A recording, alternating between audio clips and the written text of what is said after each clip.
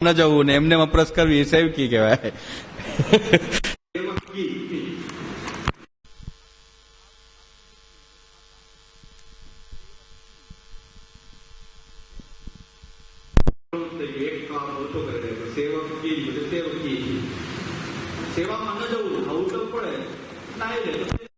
પ્રસાદ સેવકીમાં લઈ લે. અરે નાહવું પડે, પ્રસાદ લીધા વગર તમને ત્યારે એ સિઝનમાં એના વગર ન ચાલે. ચરણસ્પર્શ વગર ચાલે એનો મતલબ કે ચરણસ્પર્શ ગૌણ વસ્તુ છે. આહાર જેટલી પણ વેલ્યુ ચરણસ્પર્શની નથી. ઠાકુરજીની વેલ્યુ, સેવાની કિંમત આહાર જેટલી પણ નથી. એટલે સેવકી નાહી લેવામાં આવે, ઠાકોરજી સન્મુખ જોવામાં પણ ન આવે. અને તોય પાકા મર્યાદી, તોય પાકી મર્યાદ, તોય ટાંગડી ઊંચી ને ઊંચી. એટલે ચાલે છે. દયાપાત્ર છે, આપણે એમ ટીકા નથી કરતો. દયાપાત્ર ખ્યાલ જ નથી કે સેવા શેના માટે, શેના માટે મર્યાદ, શેના માટે અપરસ, શેના માટે ખાસા, શેના માટે સેવકી. કે મૂળ જે વસ્તુ જે છે કે જે ઠાકુરજી માટે અપરસ હતી, અહીં અપરસ માટે ઠાકુરજી, ઠાકુરજી માટે મર્યાદ હતી, મર્યાદ માટે ઠાકુરજી. બધું ઊંધું, ઠાકુરજી બધે ગૌણ. આ ઠાકુરજીની હવે લીલા કે તો લીલા કે અપ્રકાશમ કુરુ ચ આત્માનમ પ્રકાશમ ચ અપ્રકાશમ ચ મામ કુરુ. એટલે ત્વમ ચ રુદ્ર મહાભાવો મોહશાસ્ત્રાની કાર્ય. એ પ્રકાશમ કુરુ ચ આત્માનમ અપ્રકાશમ ચ મામ કુરુ. મને તો અપ્રકાશિત કરી દે, અને તમે રુદ્ર તમારું મહાત્મ્ય એટલું વધારો કે હું ગૌણ થઈ જાઉં, બધા મને ભૂલી જાય. ત્વમ ચ રુદ્ર મહાભાવો મોહશાસ્ત્રાની કાર્ય. એવી રીતે ભગવાન બધે ગૌણ થઈ જતું હોય તો સમર્પણ નથી. પછી પ્રસાદ તમે ધરેલો લ્યો કે અનસખડીમાં કે દૂધઘરમાં જે લેવું એ લો, એ સમર્પણ ખંડિત છે. કારણ કે ઠાકુરજી માટે નથી, કમાવા માટે છે. નેવરા હોય તો સેવામાં ના આવવું, પણ જયારે સિઝન આવી જાય તો ઠાકોરજી ગૌણ થઈ જાય. તો એના માટે તો આપણું જીવન સમર્પિત નથી, ભગવાનને એ સમર્પિત નથી. તો અલૌકિક સામર્થ્યની કથા બહુ દૂરની છે. ખાલી ભોગ ધરેલો પ્રસાદ ખાવાથી પણ સમર્પણ નથી. ઉપલક્ષણને આપણે મુખ્ય માની લીધું, ઉપલક્ષણ ન માન્યું તો ઉપલક્ષણ જે છે કે 1 કિલો ચોખાના પ્રતિનિધિ રૂપે 4-5 દાણા છે. તો આપણે 4-5 દાણાને પકડ્યા ને, કિલો ચોખા બધા જવા દીધા, 4-5 દાણા જ રાખ્યા. હા, અને ઓલા બધા જવા દીધા. તો આવી ઊંધી કથા થઈ ગઈ. પણ ઉપલક્ષણને જ આપણે સમજ્યા નહીં કે ભાઈ ખાનપાન કે ભોગની જયારે વાત આવે છે ત્યારે અલૌકિક ભોગનો અર્થ કે આપણી જે ભોગાશક્તિ જે છે એમાં કંઈક અલૌકિકતા પ્રકટ થાય, કે ભગવત સેવાર્થ એ ભોગાશક્તિ હોય. આપણી ભોગાશક્તિ કેવલ ભોગો માટે નહીં પણ પ્રભુ માટે હોય. એવા પ્રકારથી આપણી આ ભોગાશક્તિ જે છે એને આપણી મમતાનું આ વિપરિણામ આ રીતે લાવવું, એ આપણી સમર્પણની આખી પ્રક્રિયા છે. આ સમર્પણની પ્રક્રિયાને જીવવાથી, રોજ જીવવાથી થાય, ખાલી બોલવાથી નહીં થાય, પ્રવચન કરવાથી ન થાય, પણ એને જીવવી પડે. એ ભગવત સેવા દ્વારા, ભગવત સેવામાં આપણે આ સમર્પણને જીવતા હોઈએ છીએ. એ સમર્પણની પ્રક્રિયાથી અલૌકિક સામર્થ્ય તરફની આપણી એ ગતિ થાય છે. અને જ્યારે આપણને એમ જ લાગે કે આ જીવન જ પ્રભુ સેવાર્થ જ છે, આ જીવનનો બીજો કોઈ હેતુ નથી.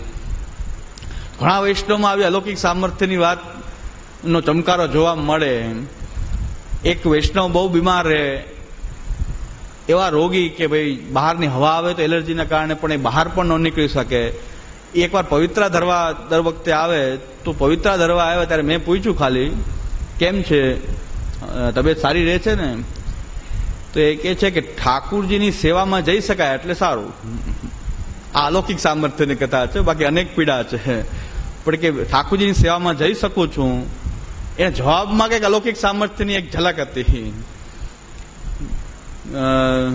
ત્યારે 2-4 જણા મારી બાજુમાં હોય તો મેં કીધું જો આ મરજાદ કહેવાય. મરજાદીની બાજુ 2-3 મરજાદી ઉભા હતા. મેં કીધું આ પાકી મરજાદ છે. જો તમે અત્યારે જોવો છો ને આ પાકી મરજાદ છે. શું જવાબ દે છે? અનેક પીડાઓ છે તો ભલે જ છે, પણ ઠાકોરજીની સેવામાં જવાય છે ને એટલે સારું. એટલે સારું જ કહેવાય. કઈ બીમારી મને છે, બીજી બીમારી તો છે, પણ ઠાકોરજીની સેવામાં જઈ શકાય છે. મારી સેવામાં હું જઈ શકું છું, ઠાકોરજીની સન્મુખ થઈ શકાય છે એટલે સારું. તો કાંઈક અલૌકિક સામર્થ્યની એક આ ચમકારો છે કે અનેક પીડા હોવા છતાં પણ એમ કહે છે કે સારું. એ સેવામાં તો જવાય છે ને, પીડા હોવા છતાં સેવા થાય છે ને, તો એનો સેવાનો આનંદ છે, પીડાઓનું દુઃખ નથી. કે સેવા ન થાય તો દુઃખ છે, પણ ઠાકોરજીની સેવામાં જઈ શકું છું આ સ્થિતિમાં પણ, તો એટલે સારું. તો કંઈક અલૌકિક સામર્થ્ય સેવા કરતા કરતા આ રીતે કંઈક ચમકારો, પૂરેપૂરું નહીં તો આવો ચમકારો તો ક્યારેક આપણી અંદર પણ પ્રકટ થઈ શકે, ન થઈ શકે એવી કથા નથી. જો આપણે સેવાને મુખ્ય રાખી ભગવત સેવકના રૂપમાં આપણું સમર્પિત જીવન આપણે જો જીવીએ તો અલૌકિક સામર્થ્યનો ચમકારો કંઈક અંશ, પૂરેપૂરું નહીં તો કંઈ અંશાત્મક આવું ભાષામાં પણ આવી જશે. ભાષાની અંદર છે તેના જીવનમાં જ છે, એટલી ભાષામાં પણ એવો ચમકારો આવ્યો કે આટલી બધી બીમારી હોવા છતાં બહાર પણ ન નીકળાય, કે બધું આ રીતે બાંધીને પવિત્ર ધરવા આવવું પડે. તો પવિત્રાને એક દિવસે આવે ત્યારે હવે તબિયત કેમ રહે છે, ત્યારે એ મને આ અલૌકિક સામર્થ્યની કથા છે કે કંઈક ચમકારો આવે છે એની અંદર, કે સેવા ઠાકોરજીની સેવામાં જઈ શકાય છે, રાજભોગ સુધી એ ઠાકોરજી સેવા લે છે, એટલું કરી લઉં છું બસ, પછી બાકી રોગ તો છે જ. તો અલૌકિક સામર્થ્ય છે કે જ્યાં આપણી ભોગા શક્તિ આખી એ આ રીતે ભગવત સુખાર્થ એ તત્સુખ જનિકા સેવાની અંદર એ આપણું સમર્પણના રૂપમાં એ પ્રકટ થઈ જાય. એ કથા જો પૂરેપૂરું પછી બીજી સ્ફૂર્તિ રહિત થઈ જાય અને કેવલ આ જ સ્ફૂર્તિ બની રહે તો એ પૂર્ણપણે અલૌકિક સામર્થ્ય એ છે, એ સેવાનું ફલ છે. એ કંઈક સેવા કરતા કરતા જ એક ફલાનુભૂતિ એમાં પ્રકટ થઈ રહી છે. જો સેવાનું ફલ હોય, સેવાથી અતિરિક્ત કોઈ સેવાનું ફલ હોય તો સેવા છોડી દેવી જોઈએ કે હવે તો અલૌકિક સામર્થ્ય આવી ગયું, હવે સેવા છોડો. ચિત્ત લાગી ગયું ઉપાસનામાં, દેવતાની અંદર ચિત્ત બરાબર લાગી ગયું, હવે દેવતાનું વિસર્જન કરી નાખો, કઈ વાંધો નહીં, કારણ કે દેવતામાં ચિત્ત લાગી ગયું, બસ હવે વિસર્જન કરી નાખો. ગણપતિને 10 દિવસ રાખ્યા, હવે ગણપતિનું વિસર્જન કરી નાખો, કારણ કે ચિત્ત લાગી ગયું. જો સેવાથી અતિરિક્ત ફલ આપણે માનીએ તો આપણને આવું જ થાય કે હવે સેવાની જરૂર નથી. પણ એવી કથા નથી, પણ સેવામાં જ ફલની અનુભૂતિ થાય છે, અને ફલાનુભૂતિ પછી સેવા એ પોતે આધિદૈવિકી સેવા હોય છે, ફલાત્મિકા હોય છે.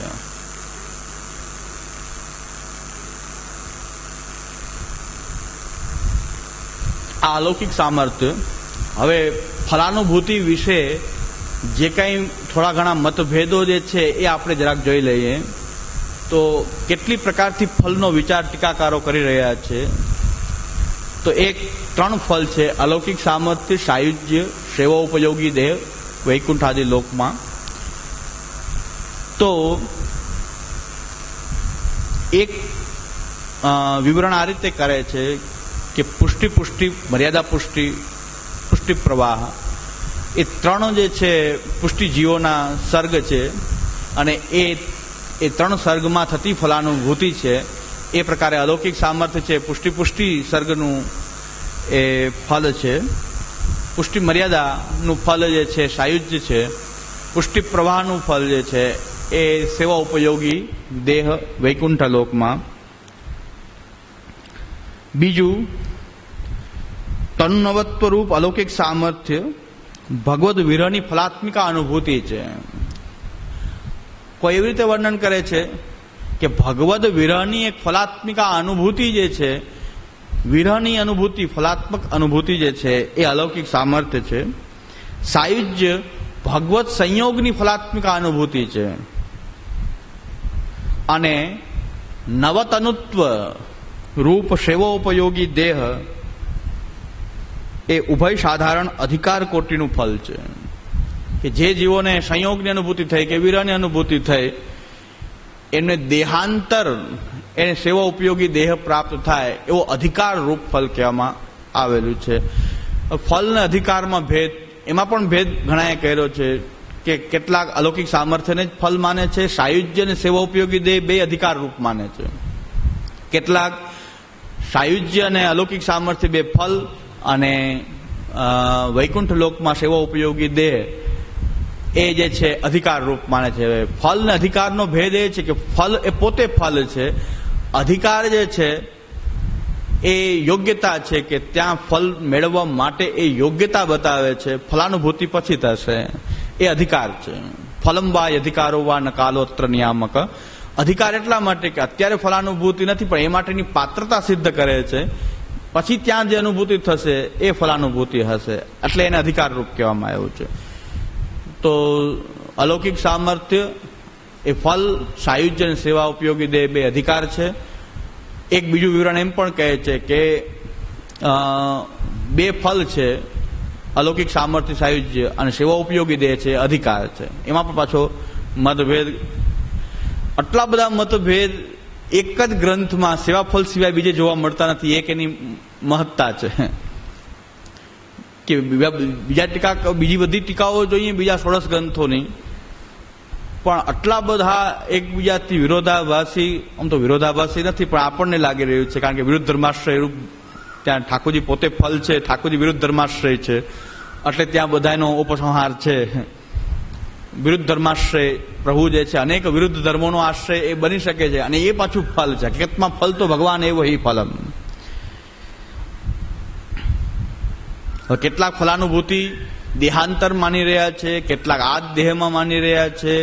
મહાપ્રભુજીના વચન અનુસાર તો ફલાનુભૂતિ જે છે એ ભુવી યથા આવિર ભવેદ ભુવી, આ ભૂતલ ઉપર જે કંઈ અલૌકિક અનુભૂતિ સામર્થ્યની અનુભૂતિ થવી, ભક્ત વાટ નથી જોતો કે દેહાંતર પ્રાપ્ત થાય, અહીં જ પ્રાપ્ત થવું, ભૂતલ ઉપર ભગવાન એની સામે કઈ રીતે પ્રકટ થાય એ એની ફલાનુભૂતિ છે. ગુણ સ્વરૂપ ભેદેન તથા તેષામ ફલમ ભવેત, એ કેવી રીતે એની સામે પ્રકટ થાય છે ભગવાન, એ એની ફલાનુભૂતિ છે ભક્તની. તો ભક્ત માટે ફલાનુભૂતિ તો ભૂમિ ઉપર છે.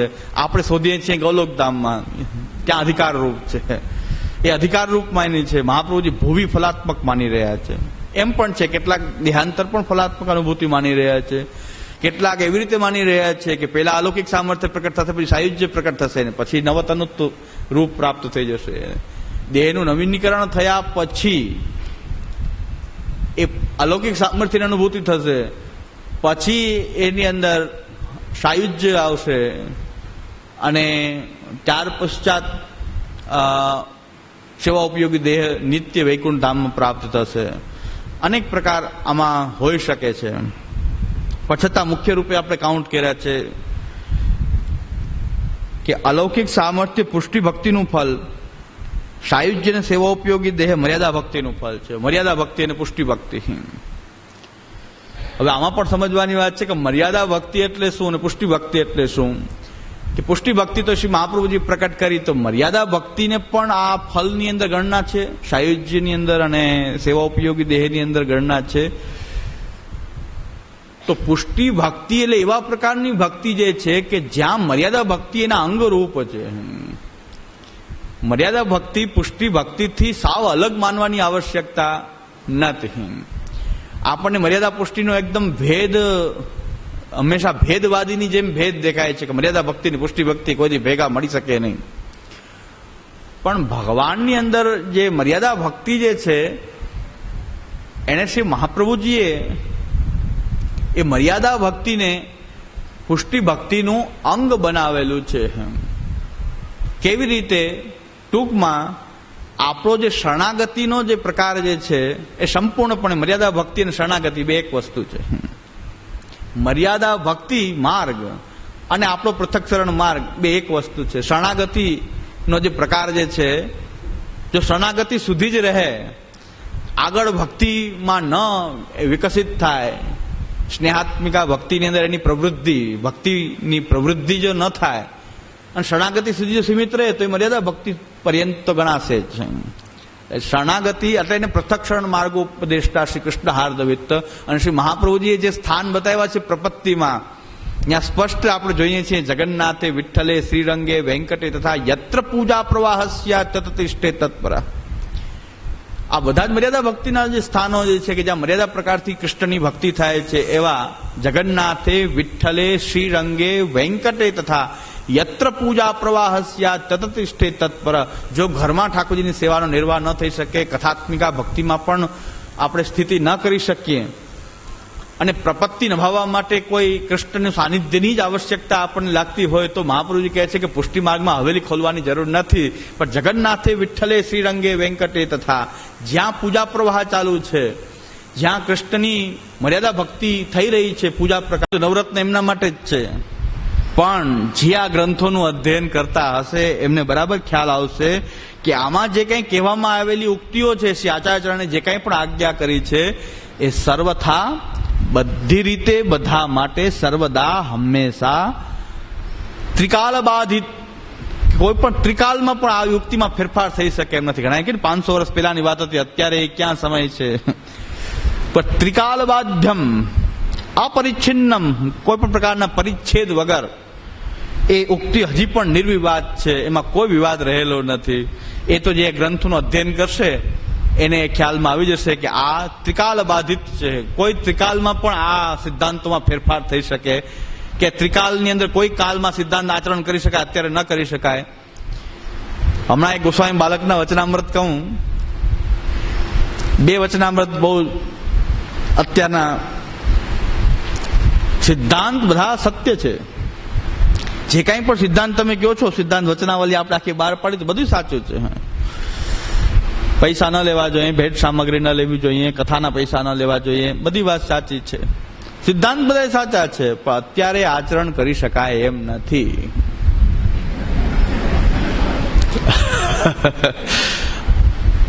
હવે કારણ એના કરતા ભયંકર, અત્યારે આચરણ ન કરી, આ તો એક ભયંકર ઉક્તિ છે. એનાથી હજી કારણ આપે છે કે ભાઈ શા માટે કૃપાનાથ, આ શા માટે આચરણ કરી શકાય એવા સિદ્ધાંતો નથી. તો આજ્ઞા કરે છે કે શ્રી મહાપ્રભુજીએ ઇન્કમ ટેક્સ ક્યાં ભરવો પડતો હતો? મહાપ્રભુજીને લાઇટનું બિલ આવતું હતું, મહાપ્રભુજીને પેટ્રોલના પૈસા ભરવા પડતા હતા, મોબાઈલના બિલ આવતા હતા. એટલે મહાપ્રભુજી આ સિદ્ધાંતનું પાલન કરી શક્યા. અમારે ઇન્કમ ટેક્સ ભરવો પડે, અમારે વેલ્થ ટેક્સ ભરવો પડે, તો પછી હવે કેવી રીતે સિદ્ધાંતનું આચરણ કરવું? હવે એમ કોઈ કૃપાનાથ પણ આટલી વેલ્થ શું કામ ભેગી કરવી? ઇન્કમ ટેક્સ ભરી એટલી આવક શું કામ રાખવી? તો હવે આ તો મહાપ્રભુજી પર બહુ કુઠળાઘાત છે. મહાપ્રભુજીના સિદ્ધાંત સાચા છે, પણ એ સમયમાં સાચા હતા. ટૂંકમાં એમ કહેવા માંગે છે કે એ સમયમાં સાચા હતા, અત્યારે થઈ શકે એમ નથી. ચાલો, એ વાત સાચી કે અત્યારે સિદ્ધાંતનું પાલન થઈ શકે એમ નથી. એ વાત તો સાચી, ન થઈ શકે. એમાં કઈ જરૂરી નથી બધા પાલન કરી શકે, ન થઈ શકે. પણ હજી એક વાત છે કે પાલન ન થઈ શકે પણ એનાથી વિરુદ્ધ તો ન જ કરી છકાય ને. પાલન ન થઈ શકે કે તમારી નબળાઈ હોઈ શકે, પણ એનાથી વિરુદ્ધ કરવું એ છૂટ નથી મળી કોઈને કે ભાઈ સિદ્ધાંત પાલન ન કરી શકાય તો કાંઈ નહીં, ધર્મ પાલન ન કરી શકાય તો કાંઈ નહીં, પણ અધર્મ છે એ તો ન જ કરી શકાય ને. કોઈનું ખૂન થોડું કરી શકાય. હું ધાર્મિક નથી એટલે કોઈનું ખૂન કરી શકું, મને કઈ સ્વર્ગ નરકની બીક નથી એટલે હું કોઈનું ખૂન કરી આવું ચાલશે? હું ગમેથી ચોરી કરી આવું ચાલશે? ભલે ધર્મમાં ન માનતો નાસ્તિક હોઉં, પણ નાસ્તિકોને પણ અધર્મ કરવાની છૂટ તો નથી ને, અન્યાય કરવાની છૂટ નથી. એમ જો તમે સિદ્ધાંતનું પાલન ન કરી શકતા હો તો કઈ વાંધો નથી, પણ એનાથી વિરુદ્ધ કરવાનો તો અધિકાર પ્રાપ્ત થતો નથી. હજી પણ વાત છે કે તમને વિરુદ્ધ કરવાનું મન થાય છે, આ સિદ્ધાંતોથી વિરુદ્ધ કરવાનું મન થાય છે તો પણ કરી શકાય. સિદ્ધાંતથી વિરુદ્ધ ચાલી શકાય, પણ કંઠી પહેરીને નહીં. મહાપ્રભુજીની કંઠી છોડીને વિરુદ્ધ ચાલી શકાય ને. મહાપ્રભુજીની કંઠી કાઢી નાખો, પુષ્ટિ માર્ગનું લેબલ કાઢી નાખો, પછી ચાલી શકાય. પછી તો તમે સ્વતંત્ર છો. વિરુદ્ધ મહાપ્રભુજી કહેલી વાતથી વિરુદ્ધ ચાલવા માટે તમે સ્વતંત્ર છો. પણ મહાપ્રભુજીની કંઠી પહેરીને સિદ્ધાંતથી વિરુદ્ધ ન ચાલી શકાય. પછી ઇન્કમ ટેક્સ ભરવો પડે કે વેલ્થ ટેક્સ ભરવો પડે કે લાઇટનું બિલ આવે તો શું કરવું પણ આવે તો શું થાય? પણ મહાપ્રભુજીના માર્ગમાં રહીને મહાપ્રભુજીના સિદ્ધાંતથી વિરુદ્ધ તો કોઈ પણ રીતે ચાલી શકાય નહીં. મૂલચંદ તેલીવાલા કહે છે કે આ એમ ન માનવું જોઈએ કે આ તો વિષ્ણુદાસ છીપાને બોધ છે, કે આ બોધ તો ઘણા કહે છે કે સિદ્ધાંત મુક્તાવલી તો અમારી માટે ક્યાં છે જ. સિદ્ધાંત મુક્તાવલી તો અચ્યુતદાસ સનોડિયાને લખી હતી, તો અચ્યુતદાસ સનોડિયા પાડે તત્સિદ્ધે તન વિરુદ્ધ, આપણે શું કામ પાડવું? એ તો અચ્યુતદાસ સનોડિયા માટે છે. તમ તમ અધિકારીણમ ઉદ્દેશ્ય, આ ભલે એ અધિકારી માટે ઉપદેશ કરેલો છે છતાં એ બધા માટે સર્વથા સર્વદા એ ત્રિકાલબાધિત અને અપરિચ્છેદમ નિર્વિવાદમ તદ્ગ્રંથ અધ્યેતॄણામ યથા નવરત્નો દેવ શ્રી ગોવિંદમ ઉદ્દેશ્ય પ્રકટીકૃત તથૈવ સેવાફલમ શ્રી વિષ્ણુદાસ સમુદ્દેશ્ય પ્રકટિતમ 16 ગ્રંથેષુ સેવાફલ ગ્રંથસ્તુ અંતે વર્તતે. 16 ગ્રંથેષુ સેવાફલમ ગ્રંથ એ અંતે વર્તતે. 16 ગ્રંથેષુ અંતે વર્તતે છેલ્લો ગ્રંથ છે. 16 ગ્રંથોની અંદર બહુવચન પ્રયોગ છે, સપ્તમી વિભક્તિ સુ, એટલે બાલે બાલયો બાલે સુ. તો એ પ્રકારે ગ્રંથેષુ 16 ગ્રંથેષુ સેવાફલ ગ્રંથ અંતે વર્તતે. સેવાફલ ગ્રંથ અંતે આવેલો ગ્રંથ છે. અસ્ય ગ્રંથસ્ય નિગૂઢાર્થત્વાत्. અસ્ય ગ્રંથસ્ય આ ગ્રંથ એનો અર્થ ખૂબ ગૂઢ છે. સકલ પુરુષાર્થ પર્યવસાન પ્રતિપાદકત્વાत्. અને બધા જ સકલ પુરુષાર્થ પર્યવસાન પ્રતિપાદકત્વાत् સ્વયમેવ આચાર્યા સ્તમ વિવૃણવંતઃ. અને આ ગ્રંથનું જે તાત્પર્ય જે છે નિગૂઢાર્થત્વાत् સકલ પુરુષાર્થ પર્યવસાન, બધા જ પુરુષાર્થનું પર્યવસાન છેલ્લે કેમાં છે? સેવા ફલમાં. એનું પ્રતિપાદન કરનાર છે કે બધા જ પુરુષાર્થો જે છે એ ક્યાં, એનું પર્યવસાન ક્યાં થઈ રહ્યું છે? તો કહે છે કે સેવાની અંદર થઈ રહ્યું છે. સ્વયમેવ આનો અર્થ બહુ સ્પષ્ટ ન થઈ શકે એવો ગૂઢ હોવાથી આચાર્ય પોતે જ એમના ઉપર ટીકા લખી દીધી છે. વિવરણ સહિત એવ સેવાફલ ગ્રંથો માનુભાવે હિ તેહિ તેહિ ગોસ્વામી ભી ભટ્ટેશ યથાશક્તિ યથામતિ વિવૃત.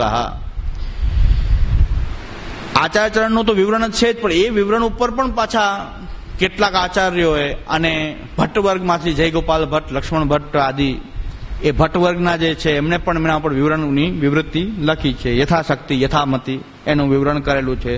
તત્ર મિલિતાનામ દ્વાદશ વિવરણાનામ સંગ્રહો અત્ર કૃતઃ. આ જે પુસ્તક છે આમાં 12 વિવરણ આપણને પ્રાપ્ત છે. એ 12 વિવરણનો સંગ્રહ કરવામાં આવ્યો છે. યદ્યપિ એતાસામ ટીકાનામ વિષયોયમ ગ્રંથ તથાપ્યસ્ય નિગૂઢાર્થત્વમ તુ નૈવોપૈતિ. યદ્યપિ એતાસામ ટીકાનામ વિષયોયમ ગ્રંથ તથાપ્ય અસ્ય ગૂઢાર્થત્વમ તુ નૈવાપેતિ. પણ છતાં પણ એનું ગૂઢાર્થપણું જે છે એ તો બનેલું જ રહે છે. આદૌ તાવદ યથા બાલબોધો અસ્માભિ પૂર્વમ પુષ્ટિ ભક્તિ સુધાયામ પ્રસ્તરેણ સ્પષ્ટીકૃત તથૈવ એવમપી ગ્રંથમ પ્રસ્તરેણ સ્પષ્ટીકરિષ્યામઃ. સ્પષ્ટીકરિષ્યામઃ અહીં સ્પષ્ટ કરવામાં, આ ગ્રંથને એ સ્પષ્ટ કરવામાં આવે છે. એતેન અસ્ય ગ્રંથસ્ય આશયો વિશેષતઃ સુગમો ભવિષ્યતિ ઇતિ. અને એનાથી આ ગ્રંથનો આશય જે છે બહુ સુગમ થઈ જશે. સેવા એમના પાછા આ સેવા જે છે એ સેવાનું ફલ અને પ્રતિબંધક. સેવા ફલની અંદર અલૌકિક સામર્થ્ય, જે પુષ્ટિ સેવાનું ફલ, સાયુજ્ય એ પુષ્ટિ મર્યાદાનું ફલ, અને સેવોપયિક દેહ પુષ્ટિ પ્રવાહ સેવાનું ફલ. આ સેવાના ફલનું વિવરણ થયું. આ બાજુ પ્રતિબંધક છે. પ્રતિબંધક એ પાછા 3 છે. ઉદ્વેગ, પ્રતિબંધ, ભોગ. ઉદ્વેગ 2 પ્રકારના છે. ત્યાજ્ય. એક ઉદ્વેગ ત્યાજ્ય છે, એક અત્યાજ્ય છે. ચિંતન રૂપ જે છે એ અત્યાજ્ય છે. ચિંતા રૂપ જે છે ત્યાજ્ય છે. ચિંતન રૂપ જે છે કે સતત એમાં આપણું ચિંતન થવું જોઈએ, ચિત્ત હંમેશા એ ચિંતન કરે, એ ઉદ્વેગ જે છે અત્યાજ્ય છે. પ્રતિબંધ દ્વિવિધ. સાધારણ પ્રતિબંધ ત્યાજ્ય, ભગવત્કૃત પ્રતિબંધ અત્યાજ્ય, કે આપણે છોડી શકીએ નહીં. એ તો ભગવાન જ પ્રતિબંધક હોય તો પછી કોઈ ઉપાય જ નથી. હવે ભગવત્કૃત પ્રતિબંધ હોય ત્યારે ઉપાય શું? તો કે છે તત્વ નિર્ધાર, આસુરોયમ જીવિતિ નિર્ધાર, આસુર વિનિશ્ચય અને વિવેક, જ્ઞાન માર્ગેણ સ્થિતિ. ભગવાન જ્ઞાન, મહાત્મ્ય જ્ઞાનપૂર્વક એ સ્થિતિ એટલે કે કથા, ગુણગાન અથવા પ્રપત્તિ, શરણાગતિ, એમાં સ્થિતિ કરવી. એનું ફલ શું? શોકાભાવ. કમસે કમ ત્યારે પણ મહાપ્રભુજી કહે છે કે શોક ન થવો જોઈએ. શોક જ કર્યા કરો, એના કરતા પ્રપત્તિ કરો, કથા કરો. અને એ કરવાથી કમસે કમ શોક તો નહીં જ થાય, નહીં તો શોક જ કર્યા કરશો. સૂર વહે કે કાયકો ઘીઘ્યા. તો મહાપ્રભુજી કહે કોઈ પણ પ્રકારે શોકનો ભાવ હોવો જોઈએ, કોઈ પણ રીતે શોકાભાવ. તમારા ચિત્તને ભગવાનમાં પ્રવિષ્ટ ન થઈ શક્યું, તમારું ચિત્ત ભગવાનમાં પ્રવણ ન થઈ શક્યું, કાંઈ નહીં, પણ બીજી જગ્યાએ તો પ્રવણ ન કરાવો. મહાપ્રભુજી એમ કહે છે. આ વાત છે. તમારું ચિત્ત કદાચ ભગવાનમાં પ્રવણ ન થઈ શકે તો કાંઈ વાંધો નહીં. ભગવાનને પ્રતિબંધક હોય, પ્રભુની ઈચ્છા ન હોય તો ન થાય, પણ એટલું તો કરી શકીએ કે શોકમાં તો પ્રવણ ન થઈ જાય ચિત્ત, ભયમાં તો પ્રવણ ન થઈ જાય, કામમાં તો પ્રવણ ન થઈ જાય, ક્રોધમાં તો પ્રવણ ન થઈ જાય.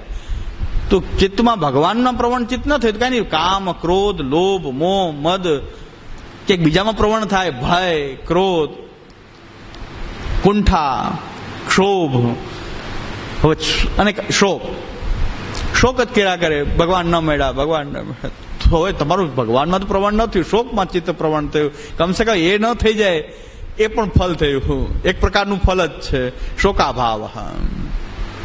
કે ભગવાન જ પ્રતિબંધક છે તમને, ભગવાન જ તમને તમારી સેવાને આદિદેવિક સેવા બનાવવા ઈચ્છતા નથી. છેવટે આપણને એવું લાગે બધા ઉપાય અજમાવવા છતાં પણ આપણી આધિદૈવિકતા ચિત્તની પ્રવણતા સિદ્ધ ન થતી હોય તો એ મહાપ્રભુજી કહે છે શોકનો અભાવ થાય એટલા માટે કમસે કમ ભગવાન મહાત્મિક જ્ઞાનમાં એ સ્થિતિ કરવી અને પોતે માની લેવું કે આપણી અંદર આસુરાવેશ છે, ત્યાં સજાવું બનશે, આસુરાવેશ દૂર થઈ જશે, પછી પ્રભુ દાન કરશે. તો આસુરો એમ જીવિતિ નિર્ધાર તથા જ્ઞાન માર્ગેણ સ્થાતવ્યમ શોકાભાવાય વિવેક. શોકનો અભાવ એ થાય. મહાપ્રભુજી કેટલા ક્યાં સુધી એમ જેને કહેવાય પોઝિટિવ કહેવાય, પોઝિટિવ એપ્રોચ મહાપ્રભુજીનો ત્યાં સુધી કે ભગવાનમાં ચિત્ત પ્રવણ ન થયું તો ભગવાનની ઈચ્છા હોય તો પ્રવણ થાય, પણ બીજી જગ્યાએ તો ન પ્રવણ થવું એટલું તો કંઈક આપણે કરી શકીએ કે ન કરી શકીએ. ભગવાન સર્વમેવ કરોતી ભજનમ વિના ન કરોતી તથા ભજનમ વિના ન કરોતી. ભગવાન બધું જ કરશે પણ ભજન વિના તો નહીં કરે, એ સમજી લેવું. ભગવાન સર્વમ એ સ્વયમેવ કરોતી પરંતુ ભજનમ વિના ન કરોતી. બધું કરશે ભગવાન જ, પણ તમને હાથ ઉપર હાથ રાખીને બેઠા રહેશો તો કઈ નહીં થાય. ભજનમ વિના ન કરોતી, ભજન કર્યા વગર તો કઈ પ્રાપ્ત નહીં થાય. અને ભજન કરીને પણ જે કઈ પ્રાપ્ત થશે તમારી ઉપલબ્ધિ નહીં હોય, ભગવાનના એ ફલદાન કરવાના સામર્થ્યથી જ થશે, તમારા સામર્થ્યથી તો નહીં જ થાય. એટલું સમજી લે તો એ ઘણું. શોકા ભાવે નકર ઘણા સેવા કરીને પાછા અધર્વેદ ચાલતા હોય, અમારી સેવા આવે ત્યાંથી પડ્યો પાછો, એ અધર ચાલતો હોય. હમણાં એક વૈષ્ણવ ષોડશગંધ મારી પર અમારા આ ગ્રંથોના અધ્યયનમાં જ આવે છે, અહીંના નથી.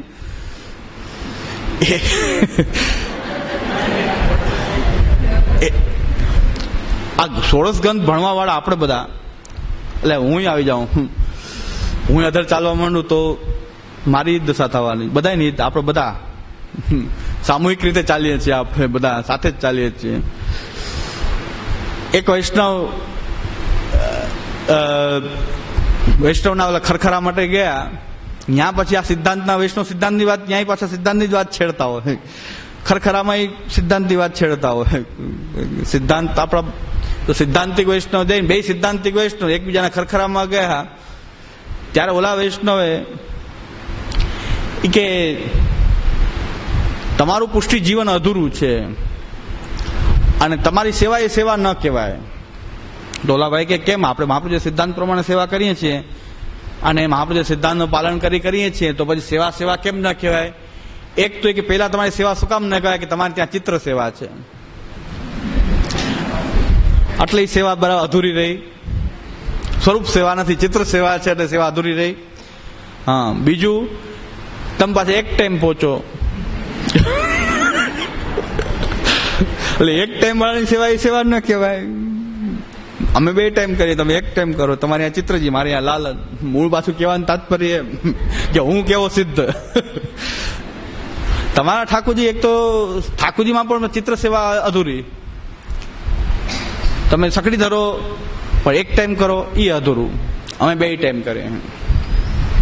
અરે મેં કીધું આ તો પાછું ગાડી હતી ત્યાં નહીં આવી, ભણીને હરીફરીને હાલ ડોસી વાળામાં.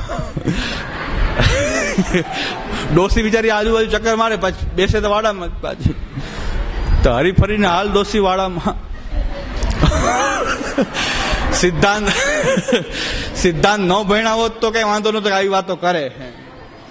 ભણીને પાછી આ જ વાત થતી હોય તો મેં કીધું મારામાં ખામી છે, મારે ભણાવવામાં ખામી છે. અરે હવે પાછો હું જવાનો છું મહિના દિવસ પછી, ત્યારે એ પાછું રોઈશ ત્યાં જઈને કે મારા ભણાવવામાં ખામી છે, તમારા સમજવામાં ખામી હોય તો ઠીક છે, પણ મારામાં તો ખામી છે કે આપણે સોળ ન્યાય નિરોધ લક્ષણ આવી ગયા છીએ. ત્યાં હવે એક જ ગ્રંથ બાકી છે ને પાછું છેલ્લે આ જ નીકળી વાત. એક સિદ્ધાંતિક વૈષ્ણવ બીજા સિદ્ધાંતિક વૈષ્ણવ એમ કે તમારા ઠાકોરજીમાં ખામી, તમારી સેવામાં ખામી, અને એના કરતા હું સિદ્ધ છું, કારણ કે મારે અહીંયા લાલન બિરાજે, હું બે ટાઈમ સેવા કરું. હવે સેવાનું મૂલ્યાંકન બે ટાઈમથી થાય એક ટાઈમથી થાય, 3 ટાઈમથી થાય, બહુકાલથી થાય. પછી ચિત્ર સેવા શું છે, સ્વરૂપ સેવા, હજી એમાં આપણે ઝઘડીએ છીએ કે ચિત્ર સેવામાં સ્વરૂપ સેવા. હવે આપણે ચિત્રની સેવા કરતા હોય તો વ્યર્થ છે, પણ આપણે ચિત્રની સેવા નથી કરતા, આપણે કૃષ્ણ સેવા કરીએ છીએ. ચિત્રને સેવતા જ નથી લાલનને સેવતા, નથી મૂર્તિને સેવતા, આપણે કૃષ્ણને સેવીએ છીએ. એ ચિત્ર નથી, કૃષ્ણ છે. ચિત્ર બુદ્ધિ આવી તો વ્યર્થ છે. સાચું, એ ચિત્ર બુદ્ધિ છે એ વાંધોકારક છે, પણ ચિત્ર નથી, કૃષ્ણ છે. કૃષ્ણ સેવા સદા કાર્ય. અતસ્તુ બ્રહ્મવાદેન કૃષ્ણે બુદ્ધિર વિધીયતામ. કૃષ્ણે બુદ્ધિર વિધીયતામ અતસ્તુ બ્રહ્મવાદેન. બ્રહ્મવાદ વિના પાછું આ એક ટાઈમ પૂછો કે 2 ટાઈમ. મહાપ્રભુજી કહી રહ્યા છે, શ્રી મહાપ્રભુજી પોતે આજ્ઞા કરી રહ્યા છે કે સેવનમ યોગ્યાનુસારેણ અલ્પમ બહુવા ન પ્રયોજકમ. સેવા તમારી યોગ્યતા અનુસાર કરો. 1 વાર કરો કે 2 વાર કરો કે 3 વાર કરો કે આખો દી સેવામાં રહ્યો એ મહત્વનું નથી. અલ્પમ બહુવા ન પ્રયોજકમ સેવનમ યોગ્યાનુસારેણ. સેવા તમારી યોગ્યતા અનુસાર કરશો તો તમારું ચિત્તનું ભગવત પ્રવણતા સિદ્ધ થશે. અને આપણા મનમાંથી કાઢી નાખીએ કે આ ચિત્ર છે કે વસ્ત્ર છે કે મૂર્તિ છે કે પાષાણ વિગ્રહ છે કે જે કાંઈ પણ વિગ્રહ છે, આપણી માટે પ્રત્યક્ષ સાક્ષાત શ્રી કૃષ્ણ છે તો જ તમારી સેવા છે. નહીં તો બાજુ ભસ્મ હોમ તુલ્ય છે.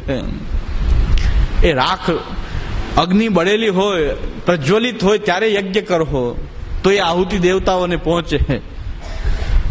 ઠરી ગઈ હોય ને એમાં આહુતિ કરો તો અહીંયા એ ભસ્મમાં રહે છે, કોઈ દેવતાઓને પ્રાપ્ત થતી નથી. એવી રીતે જો તમે ચિત્ર માનીને સેવા કરતા હશો તો એ ભસ્મમાં હોમ છે.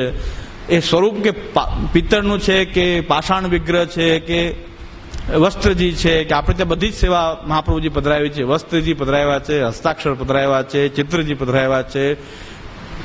એ બધા જ સ્વરૂપો આપણે ત્યાં વસ્ત્ર સેવાના પ્રકાર હતા. એમાં કંઈ જે ચિત્ર સેવા કંઈ ઓછી છે, સ્વરૂપ સેવા મોટી છે. જો સિદ્ધાંત ભણીને પાછી ગાડી ત્યાંથી સ્ટાર્ટ થતી હોય તો આ તો પછી હરીફરીને હાલ ડોસી વાડામાં.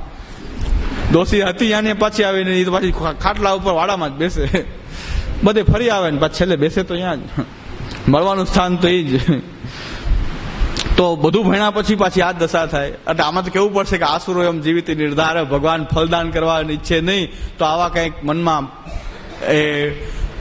એ આપણી અંદર પ્રતિબંધ ઉત્પન્ન થઈ જાય કે આપણે ચિત્ર માનવા માંડીએ આપણા સ્વરૂપને. અને આ તો કદાચ પોતે તો એ ભાઈને તો મનમાં એ ભ્રમણા હોય એટલે એનો બગાડ તો નિશ્ચિત છે. આસુરો એમ જીવિત આસુરાવેશને કારણે જ આવું થાય. પણ જો ઓલો બિચારો ખરખરો કરવા ગયો, એમાં સિદ્ધાંતની ચર્ચા ન કરી હોત તો સારું હતું. ખરખરો કરીને આવ્યા હોત ને તો કઈ વાંધો નહોતો, પણ એમાં સિદ્ધાંતની ચર્ચા ની કીધું હોય બીજું કઈ નહીં. પણ એના મનમાં જો એમ આવી જાય કે મારા ઠાકોરજીમાં કંઈક ઓછું છે તો એનું બેગડું. તો મારા ચિત્રજી છે, ઓ મારી સેવા અધૂરી, હું એક ટાઈમ પહોંચું એટલે સેવા અધૂરી. તો એનો પણ બિચારાનો બગાડ થાય. એક બગડેલો બીજાને કેવી રીતે બગાડતા હોય છે.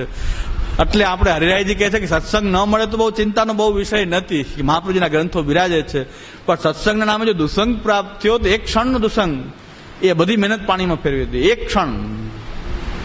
એક ક્ષણનો દુસંગ, આ દુસંગ થઈ ગયો કે તમારા ચિત્રજી છે લ્યો. તો વાત ઓલાને મનમાં એમ થઈ જાય કે મારે તો ચિત્રજી છે ને, તો આમાં કઈ વળે નહીં.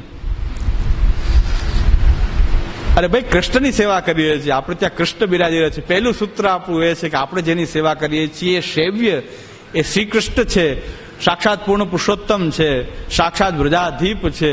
એમાં કોઈ કમી નથી. કારણ કે એ તો આપણે વિચારી શકીએ છીએ કે ભગવાન જે છે એ નરસિંહજીના સ્વરૂપમાં પ્રહલાદજીને તો કોઈ મૂર્તિ પણ નહોતી, પણ સચરાચર સૃષ્ટિમાં વ્યાપ્ત પરમાત્મા છે. સચરાચર સૃષ્ટિની અંદર ગમે ત્યાંથી એ પ્રકટ થવા સમર્થ છે. તમારો ભાવ હોય ત્યાંથી પ્રકટ થઈ શકે છે. તો સત્યમ વિધાતુર નિજ ભૃત્ય ભાષિતમ એ વ્યાપ્તિમ ચ ભૂતેષુ અખિલેષુ ચાત્મનઃ પ્રદર્શ્યા અત્યદ્ભૂત રૂપમ ઉદ્વહન સ્તંભે સભાયામ નમ્રગમ ન માનુષમ. તો ભગવાન તો તમે એમ ઈચ્છો કે આ મારો ભગવાન છે એવું તમારી અંદર ભાવ તમારો જો દ્રઢ થઈ ગયો તો ભગવાન તો સત્યમ વિધાતુર નિજ ભૃત્ય ભાષિતમ. પોતાનો ભક્તની વાણીને સફળ કરવા માટે ભગવાનને તમે જ્યાં માયનો હશે ત્યાંથી પ્રકટ કરવા માટે એ તૈયાર છે. નરસિંહ રૂપમાં પ્રકટ થશે.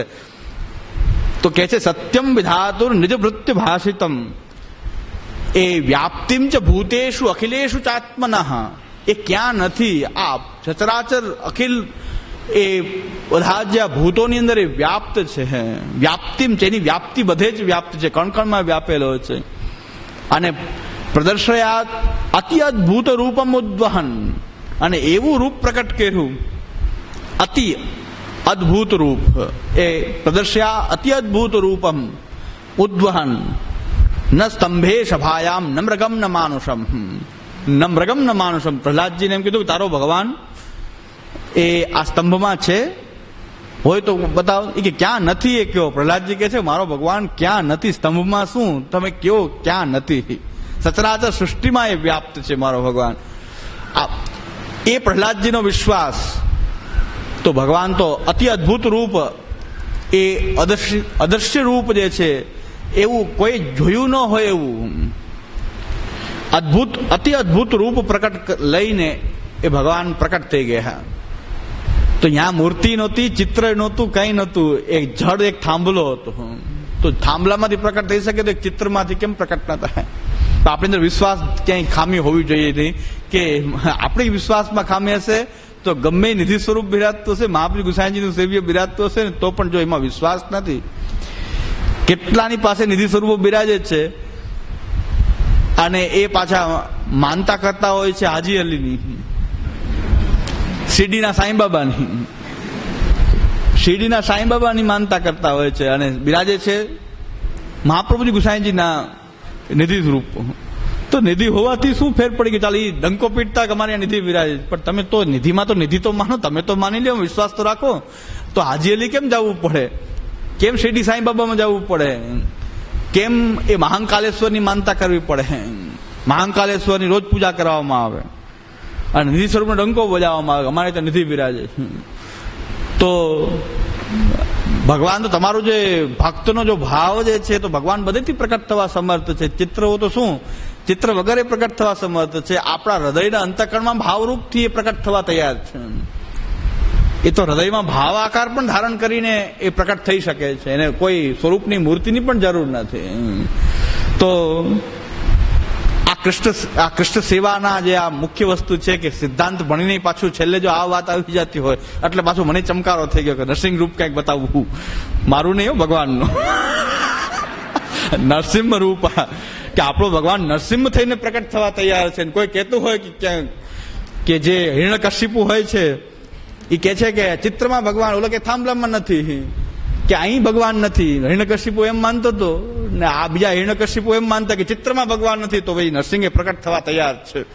નરસિંહ જયંતિ મનાવીએ જ છીએ આપણે, તો એ ચિત્રમાંથી નરસિંહ રૂપ પણ પ્રકટ કરશે. કે કોણ કહે છે કે નથી ચિત્રમાં ભગવાન? નરસિંહ પ્રકટ થશે. અને પ્રદર્શ્યાત અતિ અદભુત રૂપમ ઉદ્વહન સ્તંભે સભાયામ નમ્રગમ ન માનુષમ. તો હિરણ્યકશિપુને એવું વિકરાળ રૂપ થઈને પણ ભગવાન બધા કેમ નથી ચિત્રમાં? કેમ? કોણ કહેતું હતું ચિત્રમાં નથી?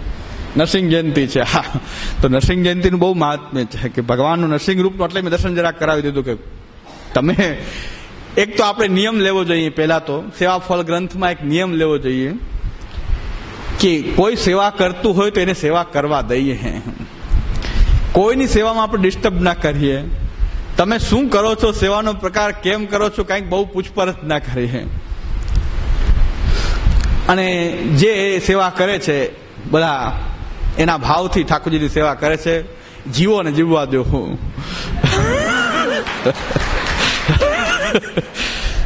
જે ચર્ચા કરવાની છે સિદ્ધાંતની છે, લીલા અવગાહનની છે, ગુણગાનની છે, સેવાની ચર્ચા એ કરવી જોઈએ. કોઈની સેવામાં ડિસ્ટર્બ કરવું જોઈએ નહીં, ત્યાં તાકજાક કરવા જવું નહીં, શું કરો ને કેમ કરો ને કઈ જોવા જવું નહીં, કોઈને સલાહ સૂચન કરવી નહીં. સેવા એના ભાવથી જે કરે છે એમને કરવા દેવી જોઈએ. બીજો મને એક પ્રસંગ એ પણ જાણવા મળ્યો, એટલે હું તો બધું બોલી દઉં છું, એટલે બધાને ખરાબ લાગતો હોય પણ છતાં પણ હું તો કઈ છુપાવતો નથી. ખરાબ લાગે તો લાગી જાય, ઘણા લાગી જાય તો માફી માંગી લઉં છું. મને માફી માંગવા મને સંકોચ થતો નથી. મને માફી માંગવાનો જરાય સંકોચ નથી. ભૂલ થઈ ગઈ, દુઃખ લાગ્યું, કાંઈ વાંધો નહીં. મારાથી દુઃખ લાગ્યું તો મારી સાથે ન બોલજો, સિદ્ધાંતમાં પાલન કરજો. મારી સાથે કઈ વાતચીત ન કરવી, બોલવું નહીં, અબોલા. પણ મહાપ્રભુ સિદ્ધાંતમાંથી તમારી નિષ્ઠા જે છે એ રાખજો. એ આપણે એ કામ છે, મારાથી શું કામ છે?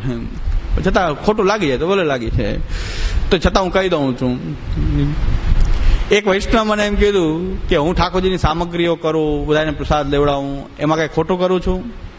મેં કીધું જરાય નહીં. તમારા દ્રવ્યથી તમે સામગ્રી કરો, ઠાકોરજીને ભોગ ધરો, તમારો ભાવ વૈષ્ણવ પ્રસાદ લેવડાવો, કઈ વાંધો નથી. તો કે ઘણા સિદ્ધાંતિક વૈષ્ણવ એમ કે છે કે તમે કરવાનું કરતા નથી, ન કરવાનું કરો છો. તો આમાં ન કરવાનું શું કરીએ છીએ અમે? કઈ નથી કરતા ન કરવાનું. કે કરવાનું તો કરતા નથી, ન કરવાનું કરો છો, સેવા એ ન કરવાનું કાર્ય છે. તો સેવા ફળ ગ્રંથમાં આજે ઈ આપણી એક ભ્રમણા કાઢી નાખજો કે સેવા માટે ગ્રંથ અધ્યયન છે, સેવા માટે ગુણગાન, સેવા માટે કથા. અને મેં કીધું તમે જે કંઈ પણ, મેં કીધું એટલું ધ્યાનમાં રાખજો કે તમે સેવા કરો, સામગ્રીઓ ઠાકોરજીને તમને ભાવ છે, તમારો ભાવ સામગ્રી કરવામાં વિશેષ છે તો કરો, પણ એટલું ખ્યાલ રાખજો, એટલું હું કહી દઉં છું કે જે તમને સિદ્ધાંતિક વૈષ્ણવે કીધું એ અર્ધ સત્ય બોલ્યા છે, પૂર્ણ સત્ય નથી. એ હું કહી દઉં. અર્ધ સત્ય એટલા માટે, થોડું ઘણી વાત સાચી શું છે, ન કરવાનું અને કરવાનું, પણ સેવા એ ન કરવાનું કાર્ય જેવું બોલાય નહીં, એ હું સ્વીકારું છું. પણ કોઈ એમ માનતું હોય કે ગ્રંથ અધ્યયન જે છે એ જરૂરી નથી, તો એ ભૂલ છે. સેવા ગમે એટલી કરી, અનુસર તો મળવાનો તો છે ને. અનુસર એમાં આપણે કથા અને ગુણગાન અને ગ્રંથ અધ્યયન કરવું જોઈએ. હું એમ નથી કહેતો કે ક્યારે કરો, પણ અનુસર તો પ્રાપ્ત થતો જ હોય ને. એવી સેવા તો કોઈની ન હોય કે અનુસર મળતો જ ન હોય. અનુસર તો 2 ટાઈમની સેવા કરશો, બધું કરશો, પણ અનુસર તો કંઈક મળશે. એમાં તમે એમ માનશો કે સેવા કરી લીધી, હવે આપણે ગ્રંથ અધ્યયનની જરૂર નથી, તો એ આગળ આમાં આવી જશે કે ગ્રંથ અધ્યયન ન કરવાથી સેવા પણ ક્રિયાત્મિકા થઈ જાય છે. ક્યારે ક્રિયાત્મિકા થઈ જશે તમને ખબર નહીં પડે. સેવાની અંદર જે ભાવ વધતો જવો જોઈએ એ ભાવ વધશે નહીં. જો અનુસરમાં આપણે કથા, અનુસરની અંદર અનુસર વધારે રાખવો એ જરૂરી નથી, પણ મળે તો છે ને. સેવા પૂરી કર્યા છતાં પણ અનુસર તો પ્રાપ્ત થવાનો જ છે. એ અનુસરનો ઉપયોગ આપણે કથામાં કરવો જોઈએ. યાવત શક્તિ, જેવી શક્તિ છે એવો યાવત શક્ય કથામાં વિનિયોગ કરવો જોઈએ, ગુણગાન કરવું જોઈએ, ગ્રંથાભ્યાસ કરવો જોઈએ. એ ન કરવું જોઈએ એવી દ્રષ્ટિ રાખો છો, એ ન કરવાનું કામ છે.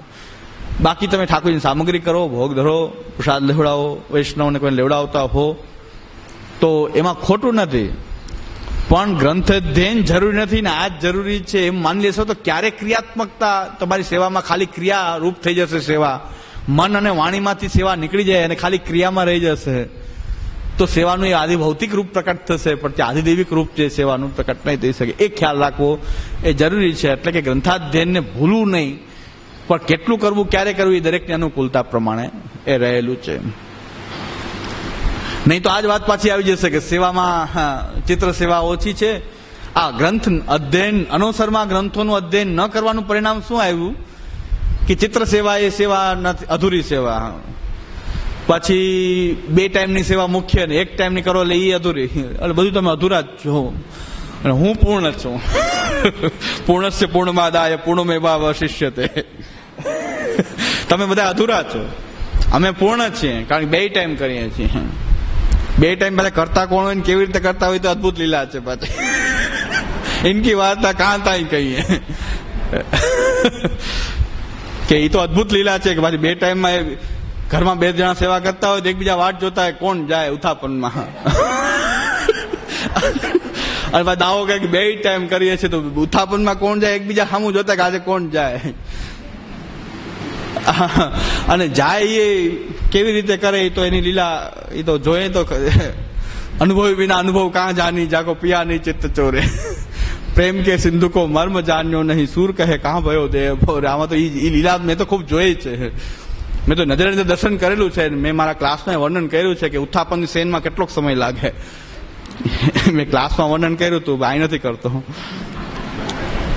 ઉત્થાપનની સેન મેં નજરે નજર દર્શન કર્યું, મેં વર્ણન કર્યું કે ઉત્થાપનની સેન કેટલી વારમાં થઈ ગઈ. હા,